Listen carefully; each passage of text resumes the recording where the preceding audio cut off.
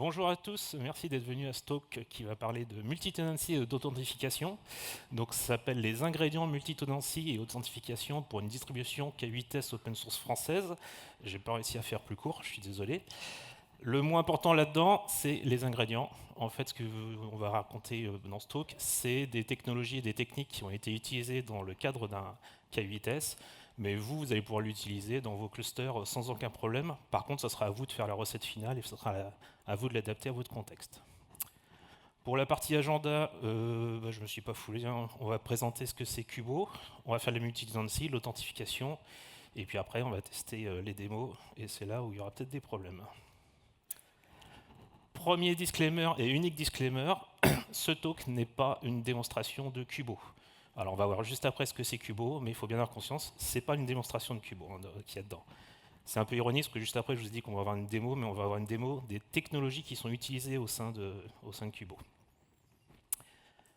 Alors Kubo, je vous en parle, je ne sais pas si vous avez été à la keynote ou si vous avez cligné des yeux, mais alors Kubo c'est quoi? C'est une distribution open source de K8S créée par la DGFIP et qui est une distribution qui est aussi infogérée également par la DGFIP actuellement sur le cloud Nubo. Alors pour ceux qui ne connaissent pas, Nubo c'est un cloud interministériel qui est basé sur la technologie OpenStack.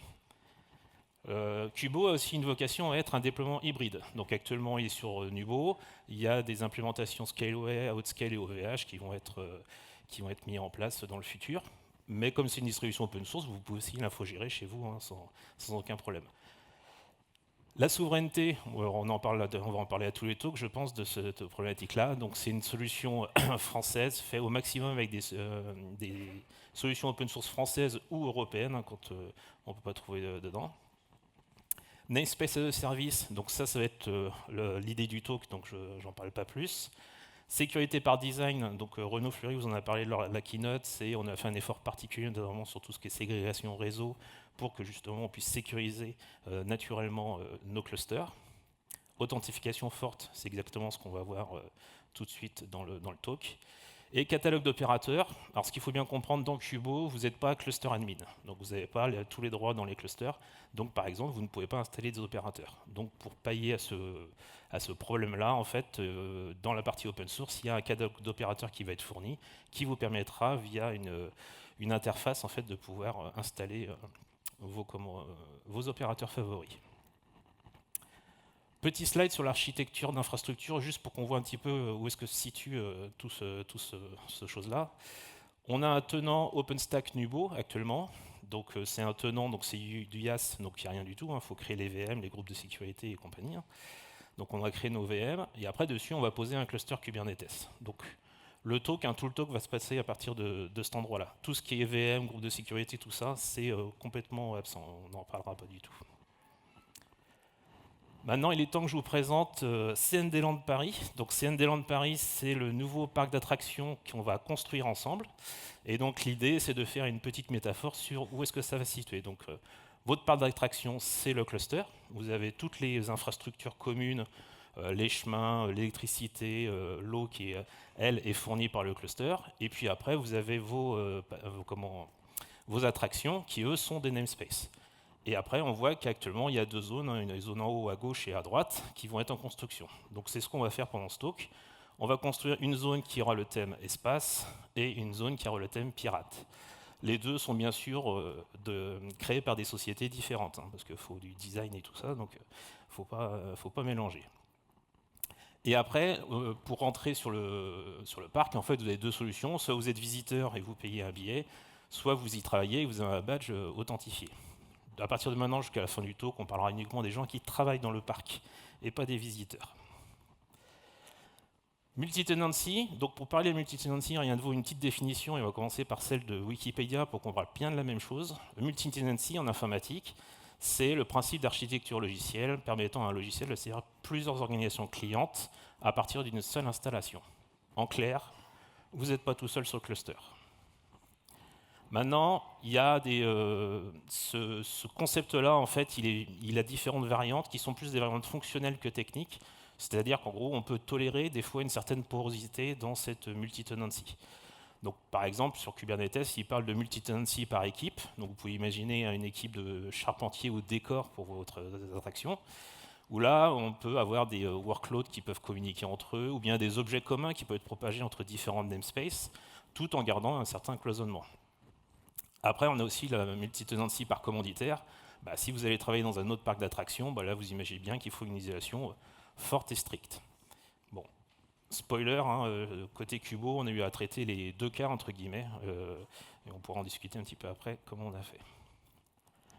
Pour pouvoir gérer la multi-tenancy, en fait, on a différentes solutions qui existent sur le marché.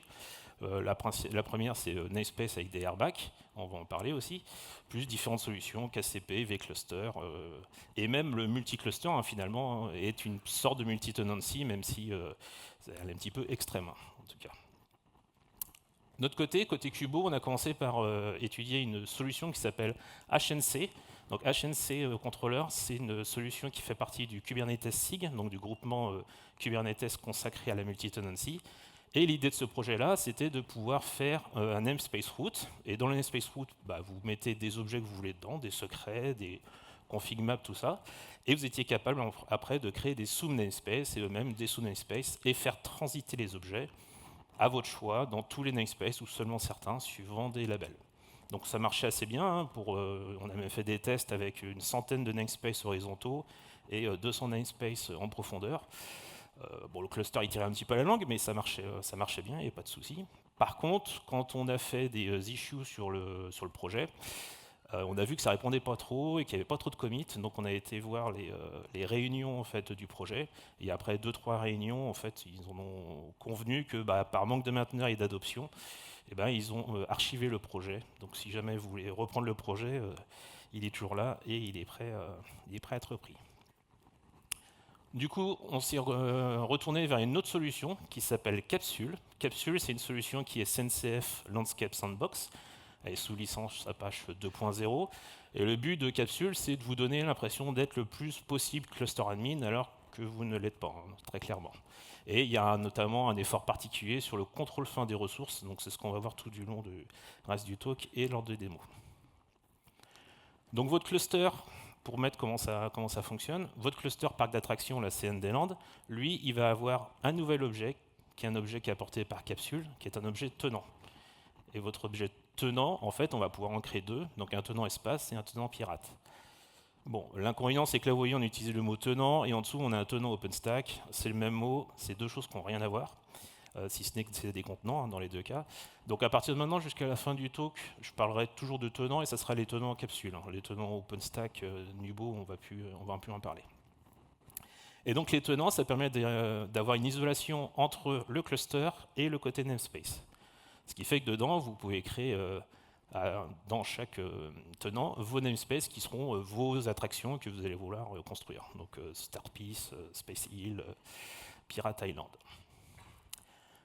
Pour fonctionner, Capsule, il a d'abord besoin d'être une configuration globale. Alors pour la configuration globale, le premier truc à comprendre, c'est que Capsule ne peut fonctionner que s'il connaît les utilisateurs qui vont le manipuler. Donc vous devez lui fournir soit, alors à cet endroit-là, soit vous lui fournissez un groupe d'utilisateurs, ou alors un utilisateur à l'unité, ou alors plusieurs groupes, c'est comme vous voulez. La préconisation de Capsule, c'est de créer un groupe, on va dire entre guillemets bidon, et vous mettez l'intégralité de tous vos utilisateurs dans ce groupe-là, et vous le configurez comme ça dans Capsule. Après, pour le reste, la partie airbag, tout ça, on va voir un petit peu après comment ça fonctionne. Le nom par défaut du projet, project-capsule.dev, c'est le nom par défaut. Donc si vous donnez votre groupe comme ça, vous n'avez même pas besoin de faire cette configuration-là. Dedans, vous avez une autre, par exemple, vous voyez ici, vous avez administrateur. Administrateur, c'est si vous mettez un groupe ou un user dans cette configuration-là, et lui, il aura accès à l'intégralité de tous les tenants qui seront créés. Le force tenant préfixe, on va en reparler un petit peu après. Donc maintenant que vous avez configuré Capsule, il va falloir configurer vos tenants. Donc les tenants, pour rappel, c'est les petites boîtes dans lesquelles on va mettre nos namespaces. Dans les tenants, il y a un concept qui est les propriétaires de tenants. Les propriétaires de tenants, c'est des gens qui ont des capacités, notamment à créer et supprimer des namespaces au sein du tenant, et c'est des utilisateurs un petit peu plus au sein de Capsule. Quand on est administrateur de tenants, ce qu'il faut comprendre, c'est que on peut faire des choses dans le tenant, par contre on n'a pas le droit de créer des tenants. La création des tenants, c'est toujours à la main d'un cluster admin. Par contre, quand on est tenant honneur, par défaut, on a toujours deux droits qui arrivent. On a admin et un autre droit namespace qui est mis dedans.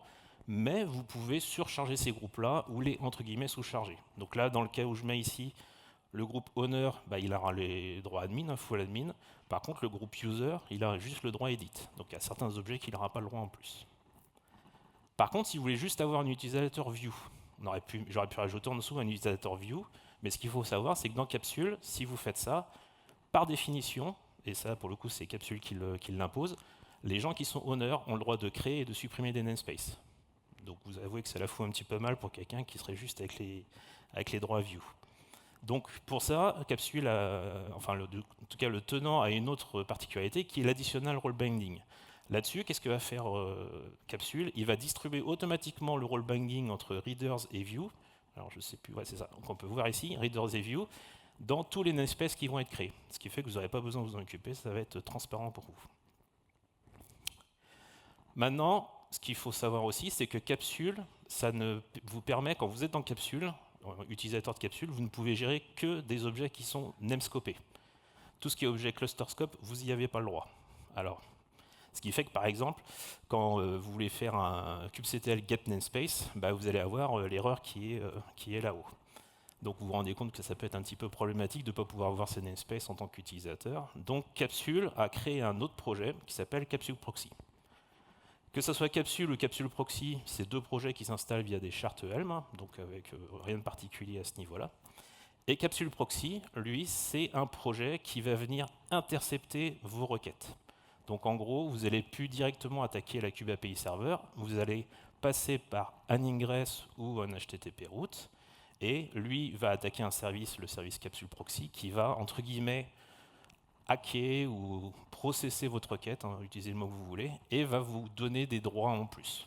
Donc globalement, Capsule Proxy intervient comme un man in the middle pour les airbags. Il est aussi capable de faire plus de choses, c'est qu'il est capable de vous ouvrir un petit peu plus la fenêtre vers les objets ClutterScope. Ce qui fait que, après, c'est à vous de voir ce que vous autorisez ou pas aux utilisateurs de Capsule. Sachant que plus vous allez ouvrir, plus vous risquez un problème de sécurité. Donc maintenant, on a configuré notre capsule, tout a l'air bon, donc on se dit qu'on va pouvoir se connecter sur les clusters. Et si on veut essayer de se connecter sur les clusters, on ne passera pas. Pourquoi? Parce qu'on n'a pas encore vu la partie authentification.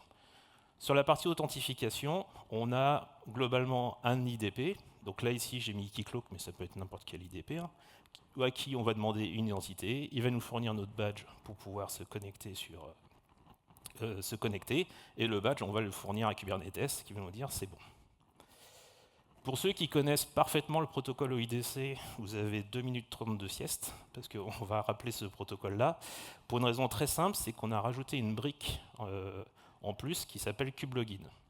C'est la petite brique que vous voyez là, la première. Alors kubelogin, qu'est-ce que c'est? C'est un plugin de kubectl que vous pouvez installer via crew. Et ce plugin, en fait, il va intercepter l'intégralité de toutes vos requêtes kubectl. Donc comment ça fonctionne dans le détail? Vous faites par exemple un kubectl getPod. Kubelogin va regarder est-ce que vous avez ce qui va bien, entre guillemets, un ID token. Vous n'en avez pas. Donc il va faire une connexion IDP vers le Keycloak. Ce qui veut dire que techniquement, vous faites kubectl et votre Keycloak dans le navigateur va s'ouvrir. Là, vous rentrez vos users et vos passwords dans Keycloak, et Keycloak voit que vous êtes connecté. Quand il est connecté, il va fournir 3 choses, un access token, un ID token et un refresh token. Et kubelogin, lui, va intercepter ces tokens-là, il connaît déjà la commande que vous voulez faire, il va faire le boulot, ce qui va bien, et il va transmettre à kubectl la requête. Kubectl, après, lui, va transmettre la requête à la Kube API Server, qui, elle, va faire 3 choses. Elle va d'abord vérifier la signature du token JWT, ensuite elle va vérifier que le token n'est pas expiré, et puis elle va regarder les droits utilisateurs, autrement dit les groupes qui sont présents dans le token, et si tout va bien, on va retourner le résultat à la personne. Alors pour ça, il y a tout un ensemble de configurations dont on va faire, notamment configurer le Kube API Server. Alors pour ça, il y a 2 façons de faire. Il y a la version Legacy à gauche et la nouvelle façon de faire qui est à droite. La façon Legacy, globalement, vous voyez le paramètre OIDC URL, en fait, c'est l'URL de votre Keycloak. Ensuite, vous mettez le certificat, la CA du Keycloak si vous en avez une. Le client ID, c'est votre client OIDC. Et après, vous mettez les claims, que ce soit pour les groups ou les usernames. Alors, cette façon de faire là, elle a deux défauts principaux. Le premier, c'est que vous pouvez voir, c'est que vous pouvez mettre un seul Keycloak. C'est-à-dire que vous pouvez brancher qu'un seul Keycloak sur votre cluster, ce qui peut poser des problèmes. Et le deuxième, c'est que si vous faites une seule modification, même juste du nom du claim, eh ben, vous êtes obligé de redémarrer la Kube API Server. Donc pour éviter ça, il y a une nouvelle façon de faire qui est sortie dans 1.33 ou 1.34, je ne sais plus exactement, enfin, qui est sortie en mode stable, c'est l'authentification configuration. Donc là, on supprime toute la configuration qu'on a déjà fait et on remplace juste par une seule ligne qui est authentification avec le nom d'un chemin. Attention, vous ne pouvez pas utiliser les deux notations ensemble. C'est soit l'un, soit l'autre. Il faut être précis là-dessus, sinon il va y avoir des problèmes. Et donc l'objet, le fichier que vous passez en paramètres, c'est ce fichier-là, authentification configuration. Lui, il a deux sections. La première, Anonymous, c'est pour tous les accès que vous pouvez faire qui sont justement anonymes, donc en général plutôt les health checks sur votre cluster. Et la deuxième section, JWT, donc déjà vous remarquez que c'est une liste, donc on peut en rajouter autant qu'on veut, et vous allez retrouver les mêmes paramètres qu'on a vus dans la partie Legacy, donc l'URL du Keycloak, le CA, le client ID et les claims qu'il y a. Ce slide, c'est un petit tips pour ceux qui utilisent Kind, parce que pour le coup, c'est ce que j'ai utilisé pour la démo et c'est vraiment pas bien documenté du tout, voire pas du tout documenté. Donc, vous pouvez prendre une photo pour ceux qui veulent implémenter ça, parce que vous en aurez besoin. Quand vous allez vouloir le mettre en place dans Kind, ce qu'il faut bien comprendre, c'est que votre fichier, il doit être présent au tout début du cluster. Donc, au moment où KubeADM va monter la Kube API Server, Kube API Server, il faut qu'il voit le fichier. Donc vous avez faire naturellement, vous ferez le hot path avec le conteneur path pour le monter dans le contexte de Kind. Mais après, il faut aussi également faire l'extra volume ici, dans cluster configuration, pour pouvoir le monter dans le contexte de Kube API Server. Sinon, il vous dira le fichier n'existe pas. Donc ça, pour le coup, au niveau de la doc, je pense qu'il faudra peut-être faire un petit push sur la doc pour mettre ça à jour. Ça, c'est un petit slide plus théorique sur la partie OIDC. C'est pour s'il y a un truc à retenir, hein, c'est que votre Kube API Server, quand il va valider le token, il ne va pas interroger entre guillemets Keycloak pour dire est-ce que cet utilisateur il est correct ou pas. Il va juste interroger une page statique du royaume de Keycloak, qui est celle qui est marquée well known pour un OpenID configuration. Il va récupérer une clé qui est la JWKS URI, qui lui renvoie vers une deuxième page, et dedans, en fait, il y a des clés publiques et qui lui permettent de valider la signature du token. Et une fois que Kube API Server a décodé le token, en fait, il obtient quelque chose qui ressemble un petit peu à ça. Vous pouvez voir des informations, notamment le Keycloak, l'utilisateur et les groupes auxquels il appartient. Maintenant, pour vous connecter, il reste une dernière chose à faire, c'est le kubeconfig. Alors le kubeconfig ici, il va avoir deux particularités par rapport à des kubeconfig classiques, entre guillemets. La première, c'est celle que je vous expliquais, c'est le capsule proxy. Donc vous voyez qu'en fait, ici, le serveur, il ne va pas pointer vers Kube API Server en 6.4.4.3, mais vers capsuleproxy.sendeland. En l'occurrence, là, c'est une HTTP route, mais ça peut très bien être un ingress, il n'y a aucun problème. Avec le CA, donc ça va être le CA que vous utilisez pour votre ingress ou votre gateway HTTP route. Sur la partie contexte, rien de particulier, c'est un contexte tout à fait classique. Et sur la dernière partie, la partie user, c'est là où vous faites la configuration pour pouvoir utiliser kubelogin, le fameux kubelogin dont on a parlé tout à l'heure. Donc vous voyez les arguments, vous avez OIDC login, donc là si vous dites, vous allez appeler le kubelogin, pour récupérer un token, donc getToken, vous lui donnez l'adresse du Keycloak, et après vous mettez le client OIDC qui va être concerné par ça. Et après derrière, c'est kubelogin qui va faire l'espèce de magie pour vous connecter.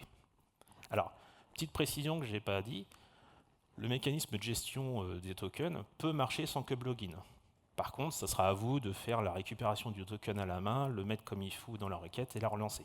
KubeLogin, il est vraiment là pour faciliter l'expérience utilisateur de connexion au cluster Kubernetes.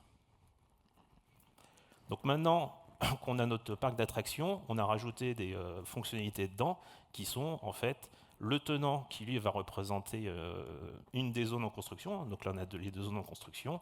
Et on a Capsule qui lui représente à peu près un contrat de concession qu'il y a entre le parc et les constructeurs des attractions. Alors là, on a deux slides qui sont un petit peu plus denses sur ce que fait globalement Capsule. Je n'ai pas mis tout ce que fait Capsule, parce qu'il en fait encore d'autres choses, mais c'est pour que vous ayez un petit peu des petites idées dessus. Il est capable de propager des namespaces ou des annotations, enfin des annotations ou des labels dans les différents namespaces. Il est aussi capable de pouvoir rajouter des limit range au niveau de commander certains objets dans les tenants. Petit tips, les icônes qui sont sur le côté, quand c'est un icône avec la petite roue crantée, c'est que c'est la responsabilité du cluster admin. Et quand c'est avec la petite maison, c'est le tenant honneur. Donc globalement, ce sera ce qu'on va appeler les utilisateurs, les tenants honneurs. C'est nos utilisateurs Kubo, c'est comme ça. Les cluster admin, c'est les gens qui vont gérer Kubo dans notre jargon à nous. Vous êtes aussi capable d'interdire les annotations sur les nodes. Alors, les nodes, vous allez me dire que c'est un objet un peu spécial, mais on est capable d'autoriser les utilisateurs à regarder les nodes, à les lister, et on peut même les autoriser à labelliser les nodes s'il y a besoin. Par contre, on peut aussi leur dire non, ces annotations-là ou ces labels-là, vous n'y touchez pas parce que c'est des annotations un peu dangereuses au système, entre guillemets. Donc on est capable d'avoir un petit peu de contrôle dessus. Vous êtes capable de coordonner un tenant sans souci, juste à l'aide d'un paramètre. Et on est aussi capable de voir les ajouts de quotas sur les namespaces. Donc ça fera partie de la démo de tout à l'heure. Forcer le préfixe sur le namespace, en fait, là, c'est dans un tenant, vous avez l'option non, excusez-moi, c'est dans la capsule configuration, on est capable de dire de forcer le tenant du préfixe, c'est-à-dire que quand vous allez créer un namespace, ce namespace doit obligatoirement avoir le tenant en préfixe. C'est une préco de capsule de faire comme ça, de façon à ce que ça soit plus facile entre guillemets pour les utilisateurs. Parce que si vous ne préfixez pas, vous devez à chaque fois rajouter l'annotation, en gros, une annotation qui dit que ce namespace dépend de ce tenant-là. C'est un peu plus lourd à l'usage. On est capable de faire de la prévention de destruction de tenants, même chose en mettant un paramètre pour dire on interdit de détruire le tenant. Ce qu'il faut comprendre, c'est que si vous détruisez le tenant, vous détruisez l'intégralité de tous les namespaces et tout ce qu'il y a dedans. Donc ça peut être un petit peu sensible.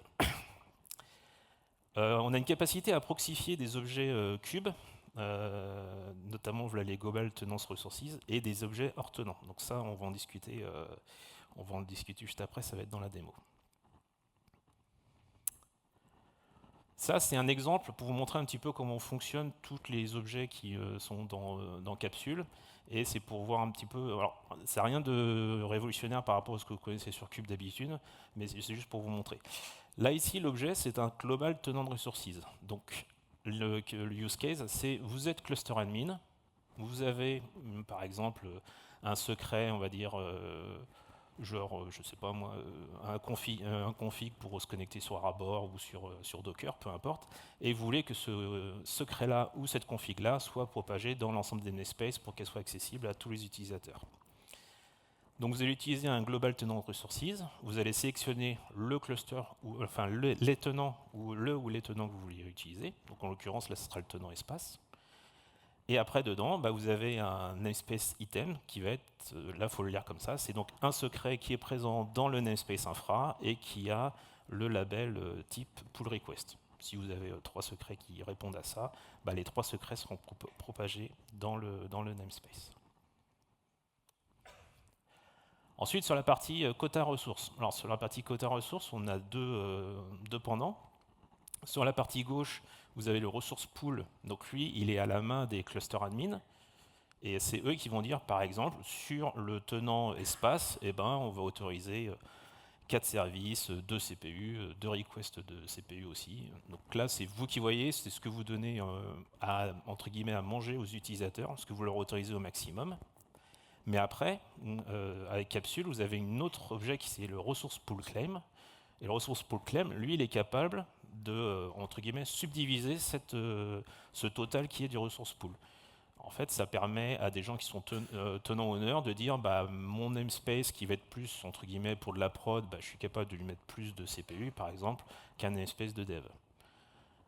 Petit disclaimer que je n'avais peut-être pas vu tout à l'heure, le découpage entre les tenants et les namespaces, en fait, sont complètement libres. En fait. Vous pouvez très bien dire que vous avez un tenant de prod et un tenant de dev. Vous pouvez très bien dire que vous avez un seul tenant et dedans vous faites des namespaces de dev et des namespaces de prod. Il n'y a pas de limite technique. Après, c'est vraiment l'organisation et ce que vous voulez faire qui va gérer ça. Donc là, en l'occurrence, le tenant owner dit dans le deuxième objet, la ressource proclaim, que dans le namespace espace prod, il y aura le droit qu'à 2 services et qu'un seul CPU. Pour les démos qui viennent, alors s'il y a un slide où il faut que vous suiviez un petit peu, c'est là parce que c'est des personas qu'on va prendre pendant toute la démo. Donc si vous êtes perdu là, vous êtes perdu pendant la démo. Donc on a 2 espaces, hein, on a 2 thèmes plutôt, on a espace et pirate. Donc on a d'abord des honneurs. Donc dans les honneurs, on a Helen Ripley et Elizabeth Swan, parce qu'elles sont trop badass. Ensuite, en utilisateur, on a Yen Solo et Luffy. Et enfin, en lecteur, on a James T. Kirk et Captain Crochet. Après, on va avoir besoin d'un super utilisateur qui va être, lui, honneur des deux. Donc j'avais besoin qu'il y ait un qui soit pirate dans l'espace, donc on a pris Albator. Alors petit disclaimer, hein, Albator, il est super honneur des 2 tenants. Par contre, il n'est pas cluster admin, hein. C'est pas la même chose. Donc lui, il a juste une vision sur plusieurs tenants. Et après, j'avais besoin d'un utilisateur un peu maladroit, on va dire. Donc j'ai naturellement choisi notre ami à tous, Jar Jar Binks. Donc maintenant, il va être temps de faire la démo et de construire nos clusters. Hop. Enfin, nos clusters, nos tenants plutôt. Alors, est-ce que vous voyez bien? Donc, alors, K9S en haut, vous avez sur le côté le VS Code avec le code, et puis la ligne de commande là. Alors, j'ai des petits raccourcis pour éviter, parce que j'ai les doigts carrés, et en plus en mode conf, ça va être encore pire. Le SW, c'est ma commande qui fait switch user. Ce qu'il faut comprendre, c'est que là, pendant quelques minutes, je vais être un petit peu schizophrène, je ne vais pas arrêter de changer d'identité. Et normalement, les outils qu'on utilise ne sont pas forcément trop prévus pour ça. Donc le switch user, qu'est-ce qu'il fait?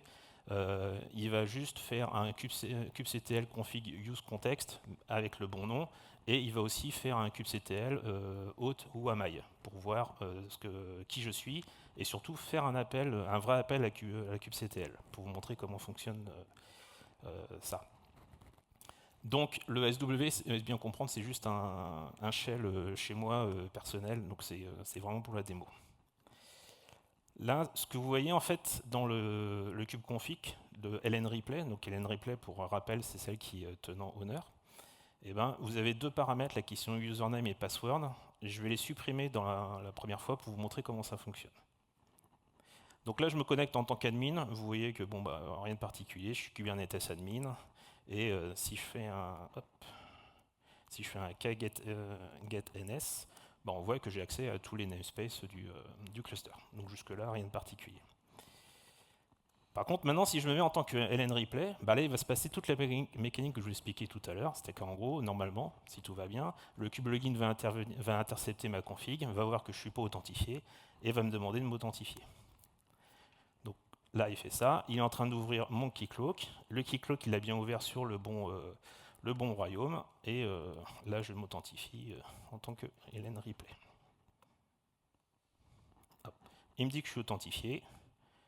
Et donc on voit bien dans le UAMI que je suis bien Helen Ripley, je suis bien dans Espace Honneur et dans le projet global. Alors avant ça, il y a quelque chose qu'il faut que je vous montre aussi, c'est le keycloak, histoire qu'on voit un petit peu. Hop. Donc là, je vais vous montrer un petit peu l'organisation complète des groupes. Ça va reprendre à peu près globalement ce qu'on a dit. Donc on a un royaume qui est Sendeland, qui est notre royaume qu'on a conçu. Là, on va voir tous les utilisateurs, tous les personas que je vous ai décrits tout à l'heure qui sont là. Et puis après, on a les différents groupes. Alors, ils sont en miroir, que ce soit pour espace ou pour pirate, on a les mêmes. On a mis 3 droits, owner, readers, user, à chaque fois. Alors pourquoi ces droits-là? C'est parce que c'est les droits classiques Kubernetes qui sont là par défaut, donc admin, edit et view. dedans. Après, rien n'empêche que vous mettiez les droits que vous voulez. Hein. Ça, y a aucun, ça fait partie des fameux ingrédients que je vous ai parlé. Après, c'est votre recette à vous de faire ce que vous voulez. Donc dans les honneurs, juste pour montrer, on voit bien qu'ici on a Elizabeth Swann et Albator, et là on a Ellen Ripley et Albator. Et dans le groupe Pas Confiance, eh ben, on a notre ami Jar Jar Binks. Donc maintenant qu'on a dit ça, là on vient de se connecter en tant que Ellen Ripley, qui est honneur du tenant espace, et ben, elle va faire un getNS. Et donc on voit bien ici, là, elle a accès qu'à un seul namespace. Alors qu'en tant qu'admin, elle avait accès à, on voyait plein d'autres namespaces. Donc elle a l'impression d'être, entre guillemets, seule au monde sur cette partie-là. Et hop, je vais juste remettre un truc. Je vais remettre ce paramètre-là, username password, parce que regardez, si ici sur Elizabeth Swann, je laisse username et password, si je me connecte en tant qu'Elizabeth Swann, là la page web ne va pas s'ouvrir. Pourquoi? Parce qu'elle a déjà le username et password. Et donc je suis déjà connecté automatiquement. Alors ce qu'il faut bien comprendre, là, il y a comme une petite nuance importante à saisir, c'est que si vous ne mettez pas ce paramètre-là, les cubes config que vous avez, ils sont 100% publics.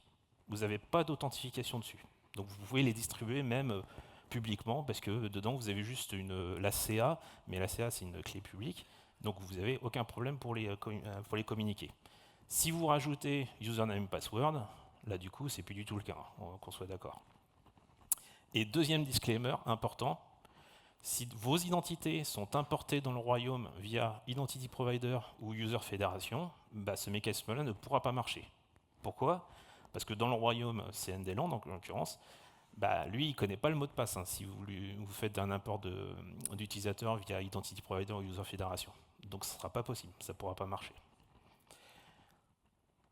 Maintenant que le disclaimer est fait, là je vais me reconnecter en tant qu'Elizabeth Swann, qui elle est honneur du tenant pirate. Et donc si elle regarde ses namespaces, eh ben, elle est bien en Pirate Island. Je vais me reconnecter en tant que Ellen Ripley maintenant, et je vais. Alors j'ai encore un autre petit script, K, c'est ni plus ni moins que kubectl apply, hein, donc c'est pour éviter les doigts carrés. Là je vais créer des namespaces.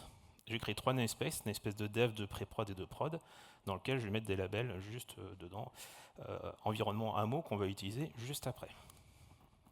Voilà. Là, ce qu'on va faire la propagation des secrets qu'on a vu, les global tenant resources. Donc là, j'ai un. Hop, je vais mettre ici. Je vais mettre un secret hop, en infra. Donc je me connecte, là, je me reconnecte en tant que cluster admin.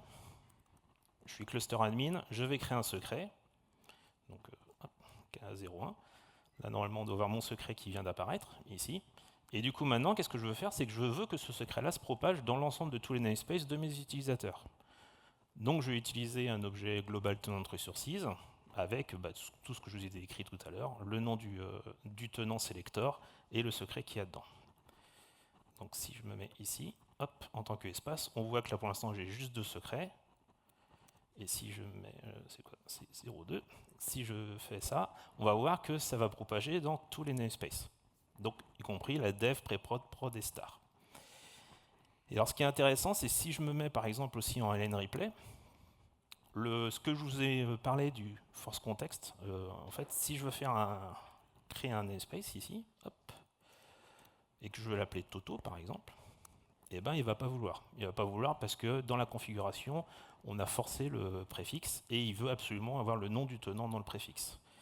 Donc, j'ai pas le choix. Si je veux pouvoir le créer, je fais espace Toto. Et si vous voyez, hop, et si vous voyez là, instantanément, le secret, hop, attendez, je vais remettre comme ça, dans espace, espace Toto, bah, vous voyez que le secret qui était dedans a été automatiquement propagé sur le nouveau namespace. Donc c'est assez pratique parce que vous le faites une seule fois votre secret et vous savez que tous les autres vont l'avoir. Maintenant, je vais me connecter en tant que Ellen Ripley et je vais juste faire un petit déploiement qui va correspondre en fait à nos attractions. Hein. À nos attractions, on va voir. J'ai voulu les supprimer avant de les créer, ça ne va pas marcher. Donc là, c'est un déploiement tout à fait classique hein, avec dedans de la gateway, de l'HTTP route. Et alors là, c'est assez intéressant, c'est que l'objet HTTP route, moi je suis capable en tant que Ellen Ripley de de les voir. Donc là, je vois HTTP route, je vois mon objet qui est dedans. Par contre, si maintenant je me connecte en tant que Yann Solo, qui lui fait aussi partie, il est aussi tenant-honneur, mais seulement avec les droits edit de notre tenant. Donc là, hop, Yann Solo. Et si lui, je veux faire la même chose, aller voir les HTTP routes, je ne vais pas avoir le droit, parce que lui, il n'a pas justement les airbags propagés qui permettent de pouvoir le faire. Donc ça veut dire qu'on est quand même capable de nuancer les droits, même si on est tous les deux honneurs. Maintenant, on va voir une autre fonctionnalité qui est le tenant resources. Le tenant resources, c'est un petit peu le pendant du global tenant resources, mais pour le coup, à la main des personnes qui sont utilisateurs. Donc là, le use case, je pense que peut-être que vous en doutez, c'est qu'on a un utilisateur qu'on va appeler Jar Jar Binks, et il est très sympa, mais on n'a pas forcément envie qu'il aille sur la partie production. Donc là, on voit que moi, en tant que LN Replay, j'ai accès à tous ces namespaces-là, et donc ce que je vais faire, c'est que je vais utiliser un objet tenant resources, dans lequel je vais propager des rôles et des rôles binding pour pouvoir, entre guillemets, circoncire mon ami Jar Jar Binks. Donc je vais appliquer. Alors, on va aller voir les rôles. Donc là, je suis dans les rôles d'une space espace, on voit que pour l'instant, il n'y en a pas. Et je vais aller appliquer mon côté rôle. Hop. Attendez. Et bien sûr, il y a une erreur. Ah oui, attendez. C'est parce que je ne suis pas avec la bonne personne. Voilà. Donc là, il y a les rôles qui viennent bien les rôles et les rôles binding qui viennent de s'appliquer. Et donc, si je me connecte en tant que Jar Jar Binks, maintenant, notre Jar Jar Binks, quand lui, il va le faire kgetns, pour lui, dans son monde à lui, il n'y a que la dev et la pré-prod qui existent. Donc, on est capable, même en tant qu'utilisateur de la solution, on est capable de resurcharger entre guillemets les airbags pour refaire un petit peu ce qu'on veut en termes de droit. Donc, ce qui est assez pratique dans le sens où on n'a pas à subir le modèle entre guillemets airbag dicté par les gens qui créent les tenants. On peut aussi avoir notre propre modèle airbag interne à nous. Maintenant, on va voir le dernier cas de la démo. C'est le côté ressources pool. Donc là, on va aller voir les services. Non, attendez, hop, je vous montre le côté ressources pool. Voilà. Bon, là, ici, il n'y en a pas. Je vais me connecter en tant qu'administrateur de cluster, parce qu'il n'y a qu'eux qui ont le droit d'appliquer des ressources pool. Et là, je vais faire le 0,5. Hop, voilà. Pardon, hop, je me suis trompé. C'est ressource pool ici. Voilà. Donc là, notre ressource pool qui a été bien mis en place. Par contre, on voit que dans la colonne claims, il est à 0. C'est-à-dire qu'en gros, le pool de quotas, il est disponible. Par contre, personne ne le réclame. J'avais pas précisé, mais le quota que vous voyez ici, là, cette partie-là, ça correspond à l'objet quota que vous avez de Kubernetes classique. Hein. Donc vous pouvez mettre tout ce que vous voulez qui est présent dans la doc de Kubernetes. Maintenant, en tant qu'utilisateur de tenant, enfin honneur de tenant, donc en l'occurrence, je me reconnecte en tant que LN Replay. Alors, je suis désolé, hein, je passe mon temps à me connecter et déconnecter. Hein, donc là, je suis à nouveau LN Replay. Et là, je vais appliquer le ressource pool claim, donc la partie 0.6. Et là, on voit qu'il y a le claim qui vient d'être pris ici.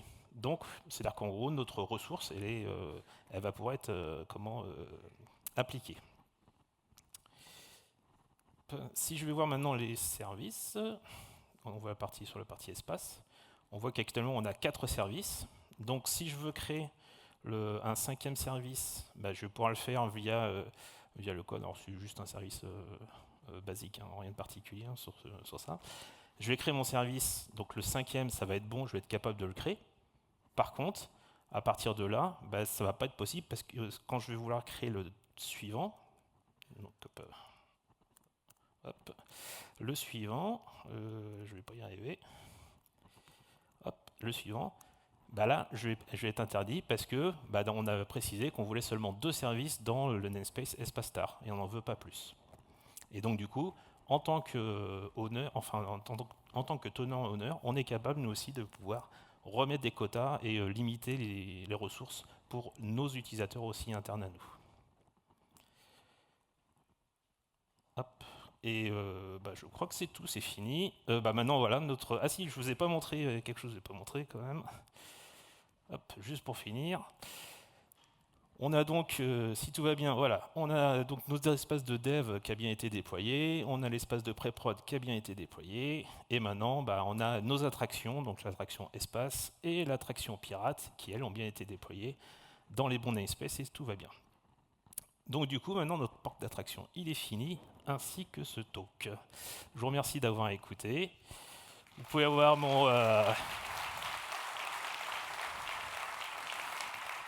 mon QR code, si vous voulez. Merci à Corben pour l'idée du QR code, c'était sympa. Et l'open feedback, donc n'hésitez pas, c'est toujours intéressant d'avoir un retour. Et je crois qu'on a 4 minutes 33 de questions.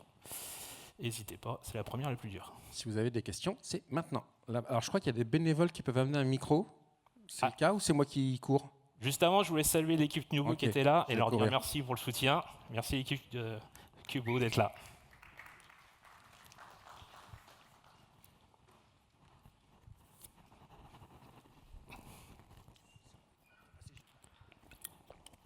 Bonjour. Bonjour. Merci pour cette présentation, c'était très sympa et interactif. Je pense que tout le monde a apprécié. J'ai une question, en fait, puisque ça parle beaucoup d'identité, et au sein de Cubo, il y a beaucoup de tenanciers. Et donc, en l'occurrence, pour la fédération d'identité, où chacun vient un petit peu avec son propre fournisseur, est-ce que c'est résolu plutôt par de la fédération d'identité ou par l'interconnexion de plusieurs fournisseurs, comme tu expliquais au début alors, si on parle juste de la solution Cubo, là pour le coup, parce que sur la solution Cubo, ce qui se passe, alors la présentation des utilisateurs que je vous ai fait est volontairement simplifiée. Dans la partie Cubo, globalement, ce qui se passe, c'est que nous, on a un keycloak avec un royaume qui est entre guillemets la porte d'entrée, mais après, n'importe quelle personne qui va venir sur Cubo, sur la partie en tout cas infogérée par la DGFIP, elle peut venir avec son identity provider ou son LDAP, et on se branche dessus et on récupère ce qu'il y a.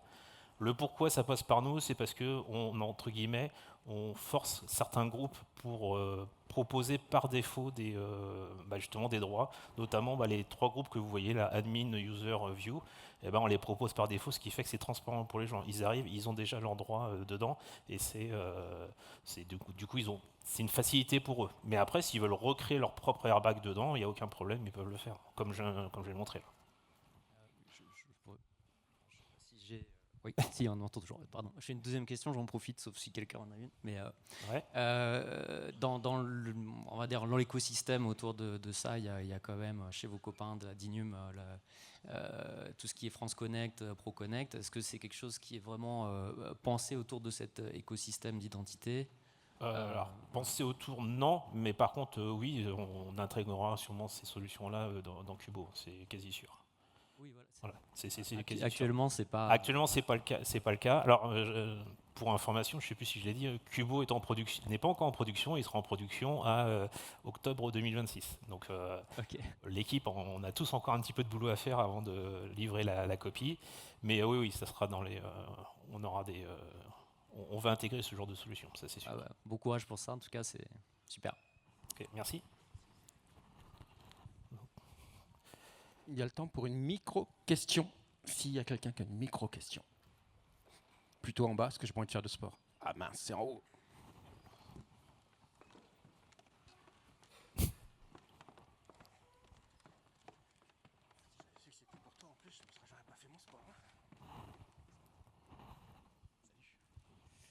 Super talk, merci beaucoup. Je suis là. Ouais, c'est bon, je vois. Ok. Je me souviens plus du nom de la ressource Kubernetes qui permet de propager les secrets dans les namespaces. Dans les namespaces donc d'un tenant, quand il y a création du namespace. Alors, celle de capsule, la Global Tenant Resource. Ouais, c'est ça. Ouais, c'est ça. Ma question, c'est... c'est pas que des secrets, ça peut être des configs. Oui. En l'occurrence, oui, tu as montré le secret, j'ai bien compris.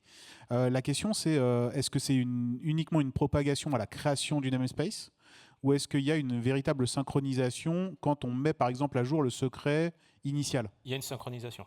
Ok. Il y a une synchronisation dessus. Et même sur la suppression, si on le supprime, il va revenir le secret tout seul comme un grand. Et donc c'est une one-way synchronisation, c'est-à-dire uniquement s'il y a une mise à jour du secret source, ou est-ce que ça se fait dans les deux sens? Non, il n'y a pas dans les deux sens. Ok. C'est pour l'objet global tenant 66, c'est le cluster admin qui met à jour son secret et ça propage. Et justement, ils ne le font pas pour des raisons de sécurité, pour éviter de remonter le truc. Donc, nickel, merci beaucoup.